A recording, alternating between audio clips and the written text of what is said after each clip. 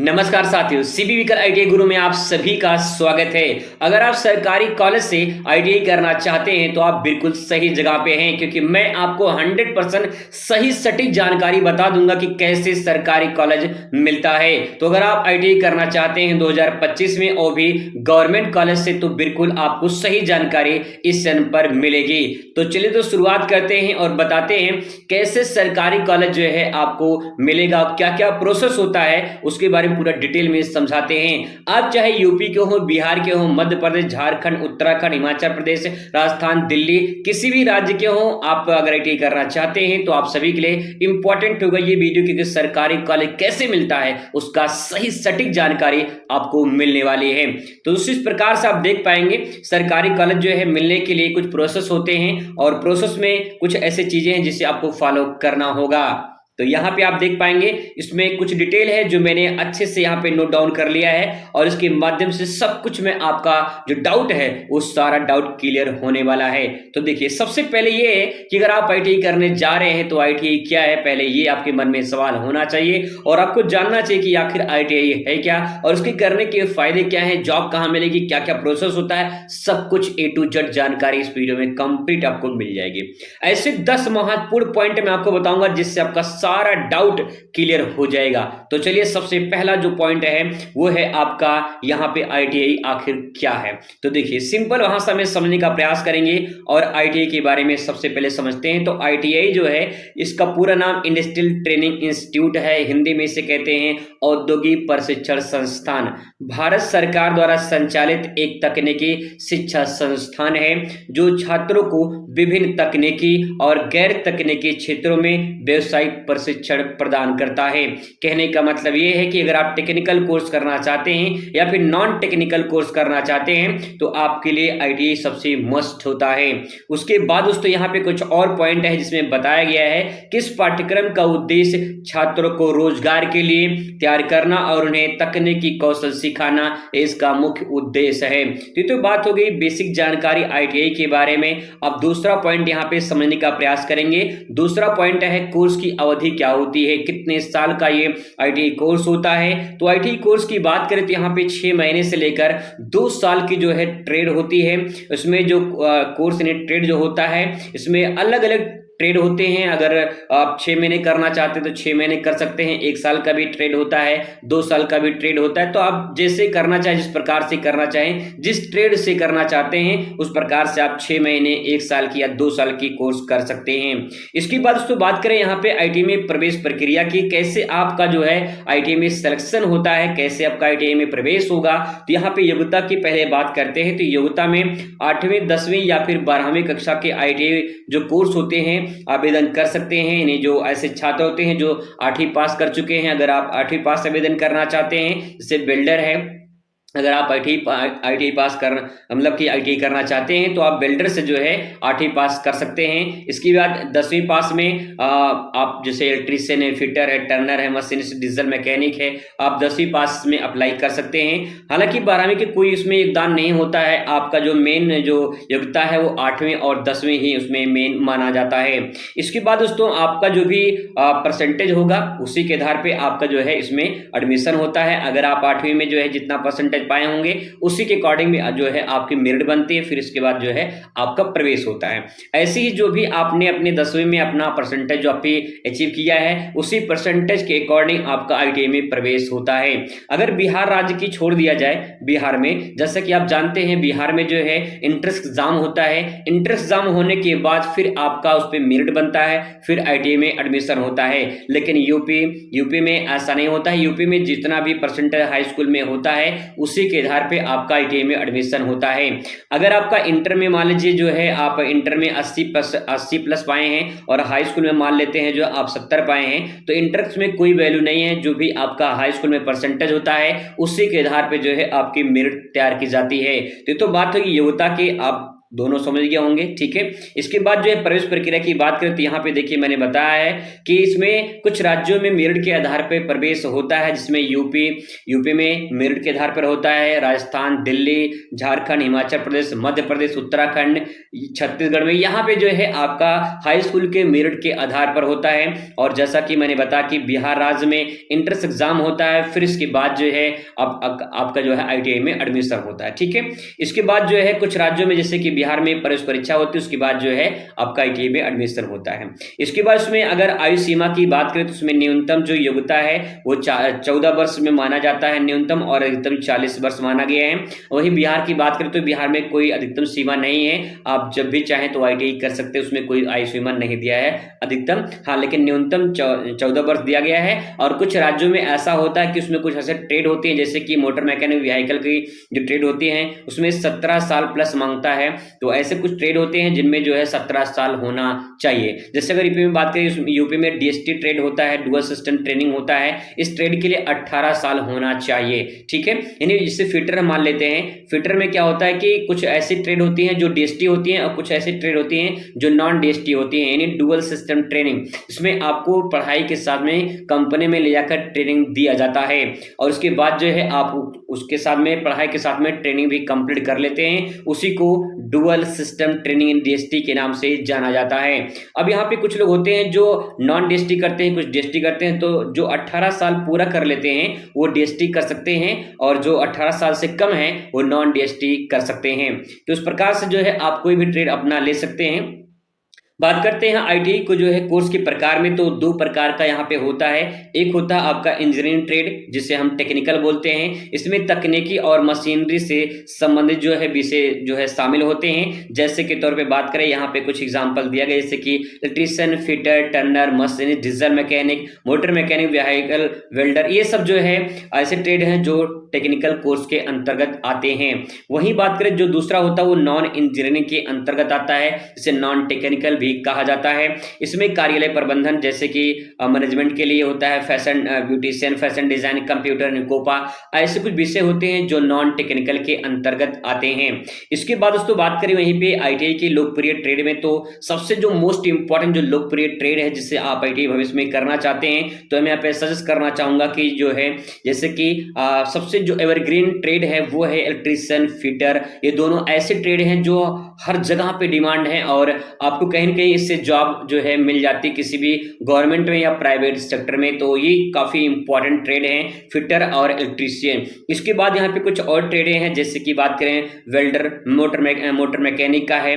और आज की डेट में इलेक्ट्रिक मैकेनिक जो है काफी डिमांड हो रही है, क्योंकि आप जान रहे हैं, देख रहे हैं कितनी ज्यादा इलेक्ट्रिक जो है कार, बाइक और जो है बहुत सारी ऑटो रिक्शा, बहुत सारी चीजें जो है अब इलेक्ट्रिक जो है आ रही हैं गाड़ियां, ठीक है।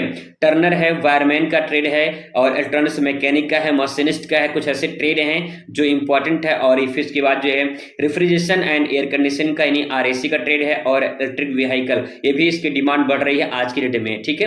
तो कुछ ऐसे 10 ट्रेड हैं जिनसे आप आईटी भविष्य में करते हैं तो कहीं ना कहीं आपको जॉब मिलती है, चाहे आप रेलवे में जाना चाहते हैं या असिस्टेंट लोको पायलट बनना चाहते हैं, तो सारे ट्रेड आपके उसमें फिट हो जाएंगे, ठीक है। इसके बाद उसको बात करते हैं यहाँ पे नॉन इंजीनियरिंग में कौन कौन से ट्रेड हैं जिनकी डिमांड है ज्यादातर। तो यहाँ पे कोपा इंपॉर्टेंट होता है, और उसके बाद जो है स्टेनोग्राफर का है यहाँ पे, और ड्रेस मेकिंग का है, फूड प्रोडक्शन का है, हॉस्पिटलिटी मैनेजमेंट के लिए है, यहाँ पे कुछ ऐसे ट्रेड हैं। और उसके बाद जो है डाटा एंट्री ऑपरेटर का है, fashion design, beautician, hotel management, carpenter, ये कुछ ऐसे ट्रेड हैं जो नॉन टेक्निकल के अंतर्गत आते हैं। तो ये भी इंपॉर्टेंट है, अगर आप इनसे करना चाहते हैं तो कर सकते हैं।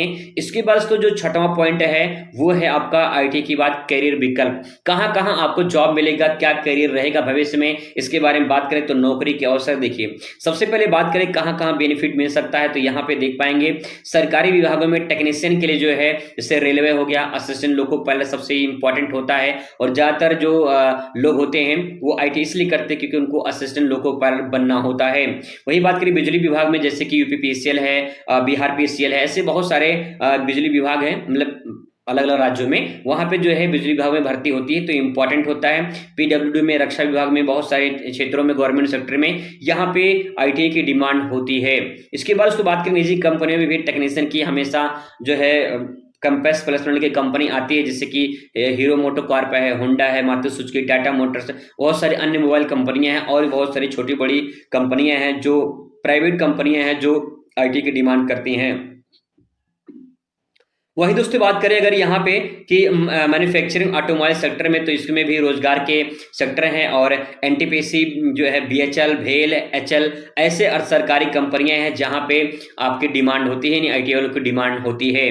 वही बात करें दोस्तों इसमें जो है सेल्फ एम्प्लॉयमेंट यानी स्वरोजगार भी आप भविष्य में अपना खुद का कर सकते हैं। बात करते हैं अगले पॉइंट पर, तो उच्च शिक्षा के विकल्प में देखा जाए तो उसमें आईटी के बाद पॉलिटेक्निक कर सकते हैं, सीधा आपको सेकेंड ईयर में एडमिशन मिलता है।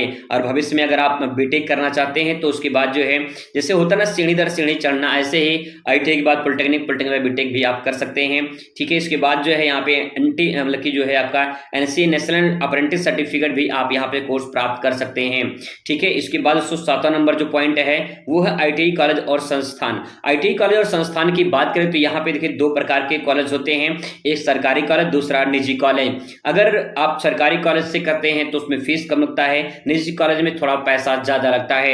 यही कारण होता है कि लोग ज्यादातर जो सरकारी कॉलेज होते हैं इसी की तरफ ज्यादा ध्यान देते हैं।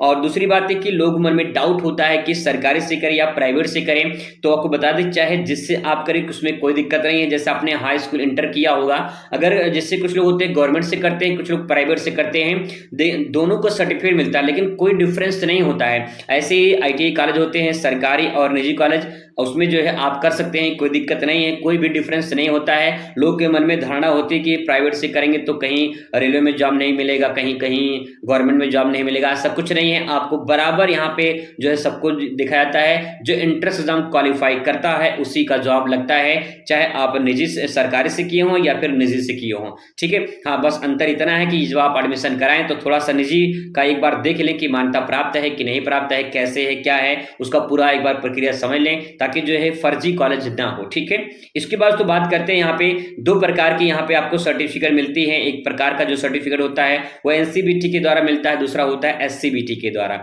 अगर बात करें एनसीबीटी एससीबीटी क्या होता है तो यहाँ पे देख पाएंगे, एससीबीटी की बात करें पहले एनसीबीटी की बात करें तो इस तरह national council for vocational training होता है। ये राष्ट्रीय स्तर पर मान्यता प्राप्त प्रमाण पत्र देता है, यानी आप अगर एनसीबीटी से करते हैं तो भारत में किसी भी राज्य में अगर कोई वैकेंसी आती है तो उसमें अप्लाई कर सकते हैं।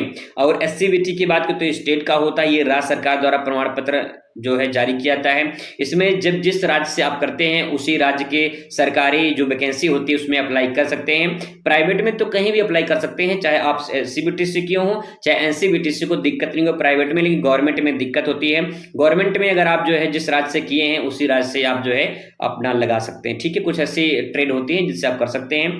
बात करते हैं आईटी कोर्स की फीस की, तो गवर्नमेंट में देखिए फीस इसमें थोड़ा कम लगती है, अलग अलग राज्यों में अलग अलग फीस होती है। मैं एवरेज यहाँ पे रखा हूं तो एवरेज में 1000 से 5000 जो फीस लगती है। और वहीं प्राइवेट में बात करें तो 10,000 से लेकर 20,000 तक जो है प्राइवेट में फीस लग जाती है।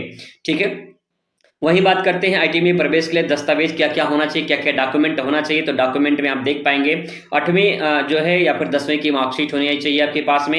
अगर आप 8वीं पास आवेदन करते हैं तो 8वीं की, और 10वीं पास करते हैं आवेदन तो 10वीं की भी आपके पास मार्कशीट होनी चाहिए। इसके बाद जो है स्थानांतरण प्रमाण पत्र, यानी जो है आपके पास टीसी होना चाहिए, जिसे ट्रांसफर सर्टिफिकेट कहा जाता है। चरित्र प्रमाण पत्र यानी कैरेक्टर सर्टिफिकेट जिसे कहते हैं, ये भी जो है आपके पास होना चाहिए, यानी सीसी कहा जाता है इसे। वहीं आधार कार्ड जो आपके पास है, आधार कार्ड, और उसके बाद जो है पासपोर्ट साइज फोटो होना चाहिए। ठीक है, जाति प्रमाण पत्र, निवास प्रमाण पत्र और आय प्रमाण पत्र भी आपका लगता है।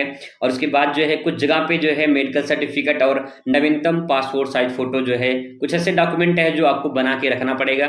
ये सब आपके एडमिशन के वक्त लगते हैं और फॉर्म भरने में भी कुछ डॉक्यूमेंट इसमें से लगेंगे। इसके बाद तो यहाँ बात करते हैं जो 10वां पॉइंट है कि आईटीआई करने के लाभ क्या है। तो देखिए, अगर आप जो है जल्दी जॉब पाना चाहते हैं चाहे गवर्नमेंट या प्राइवेट में, तो आपके लिए आईटीआई सबसे बेहतर विकल्प होगा। जल्दी नौकरी पाने का मौका मिलता है। यहाँ पे अगर कोई टेक्निकल कोर्स कर लेता है तो उसको कहीं की गवर्नमेंट या प्राइवेट में जॉब मिल जाती है। और आज के डेट में दोस्तों ध्यान रखें कि टेक्निकल की डिमांड ज्यादा बढ़ रही है और आने वाले दिनों में और डिमांड इसकी बढ़ने वाली है। तो जिनके पास टेक्निकल नॉलेज होगा वही जो है अपने आप को कहीं न कहीं स्थापित कर पाएंगे।